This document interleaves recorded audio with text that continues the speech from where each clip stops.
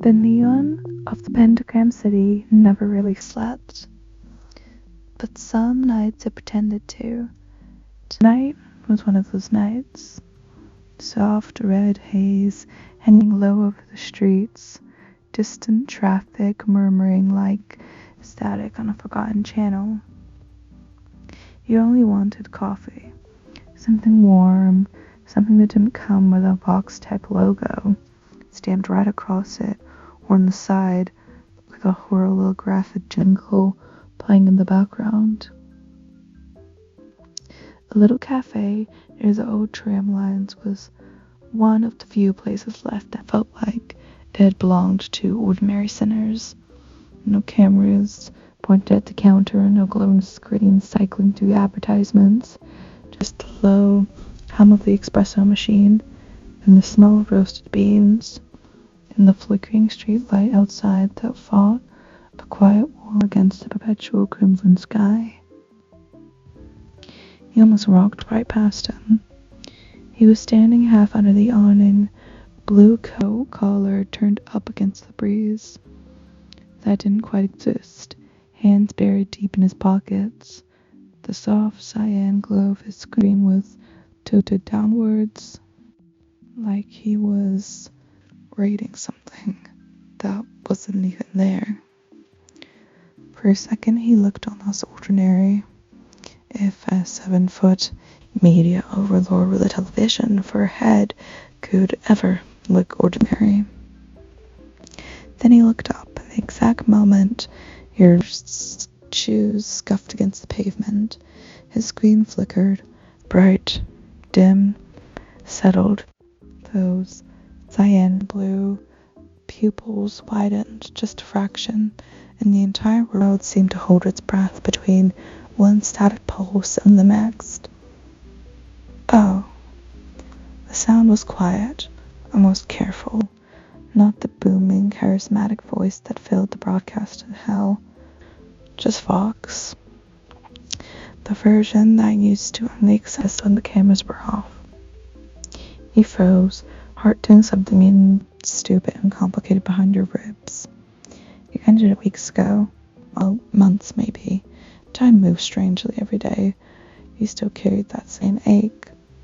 You chose new words of care, that gentle but firm way that people do when they try not to shatter something already cracked. He hadn't yelled, hadn't threatened, hadn't even tried to talk you out of it. He had just gone very still, screen flickering with quiet static, and then he nodded once and let you walk away. You expected that to be the end. It wasn't. Didn't think I'd run into you here, he said, voice low and smooth, that usual showman's polish, shanded down to something almost hesitant. He glanced at the cafe door, then back at you, a tiny, crooked little smile taking at the corner of his mouth. Still like that better shit they serve, huh?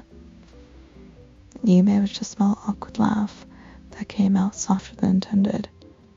It's not that better. It is. Trust me. I've had the reviews. He paused, then added, quieter, almost embarrassed. I, still check sometimes, not in a creepy way, just a force of habit. Old systems don't shut down that easy. The honesty of it landed warmer than you expected. You felt the heat rise in your cheeks despite the ever-present hell chill. How have you been? You asked, because the silence felt heavier than the words. Fox's screen flickered again, soft blue static, this time the kind that used too much when he was feeling mean or thinking too hard or just feeling too much in general. Busy. Always busy. The tower doesn't run itself, doll. And Val's been, Val. You know how it is. He cleared his throat. The sound was faintly electric, like a channel changing. Yeah, good. I mean, you always did. The words were simple, soft, and they settled somewhere tender under your sternum. Vox, you said, sighing. hand palm out, like he was gently stopping the conversation neither of you were fully ready to have. I'm not going to make a scene, okay? Promise I'm not that guy tonight. His voice dropped lower, almost gentle. I just saw you and my whole system short-circuited for a second. Still does that around you. It always has. He took a small step closer without really meaning to. The space between you felt charged in a way that had nothing to do with electricity. I couldn't leave because I stopped caring, you said quietly. The screen went still, very still. A soft cyan light that didn't flicker once. I know that too. Another pause between you. Not the awkward kind, but the soft kind. The careful kind that used to fill quieter moments and late nights in his office when the cameras were offline.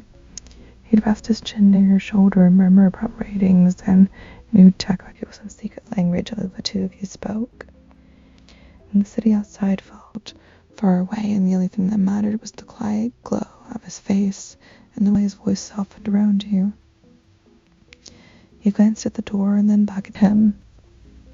You wanna, get coffee? Just for a minute, no cameras or speeches? You joked. Walked the screen brightened, just a little soft and hopeful in a way that made him look 10 years younger somehow, and less like a media overlord who could bend half of hell's attention with a single podcast, and more like a guy who used to fall asleep mid-sentence while explaining some new algorithm, screen dimming into something peaceful. Yeah, he said, voice quiet. I'd like that. A lot. He held the door open for you the way he always used to, careful not to let his fingers brush yours, even though he both felt the quiet pull. Inside, the cafe smelled like roasted beans and cheap cinnamon. The barista didn't even glance up as he ordered the same drink he'd always gotten. His was too sweet, and yours was just right. Some habits never seemed to die, even after everything. He sat across from each other at the little corner table by the window. Outside, a distant box tech billboard flickered to its usual cycle of ads, but neither of you looked at it. The soft amber light of the cafe moved the cyan of his screen gently somehow. Fultz wrapped both hands around his paper cup like it might ground him. I meant what I said, about so you know. Feeling it. His voice tipped, sincere and a little vulnerable in a way that the public never heard. I'm not asking for anything. Not tonight. I just missed this. I missed you. You know, the real version, not the one who shows up in every broadcast or security feed. You watched the soft light of his face reflect the dark surface of the coffee. I missed you too. The quiet parts. A tiny, gentle smile flickered across his face, while his scream, so much softer than the dazzling grin he wore on camera. Yeah, those were my favorite episodes. He was quiet for a moment, and tracing the brim of his cup, but he spoke again. The words came out slower. I've been trying to be better at the whole obsession thing, you know. You're trying, you asked, and the question came out softer than it meant. Yeah, he tilted his head, the soft blue painting the side of his face. Are you thinking about that night? The one when you looked at me, and you said it was over like you were hurting too. And I didn't want to be the reason for that anymore. I still don't. You nodded. Then that was it between you two. At least for tonight. He glanced up to look at you again, screen worn and steady. The look with the cyan eyes said everything that he couldn't quite be brave enough to put into words. He was still here, and still yours in the dumb, quiet ways that counted. For the first time since he'd walked away. It didn't feel like a problem. It felt like a possibility of maybe one day you could get back together.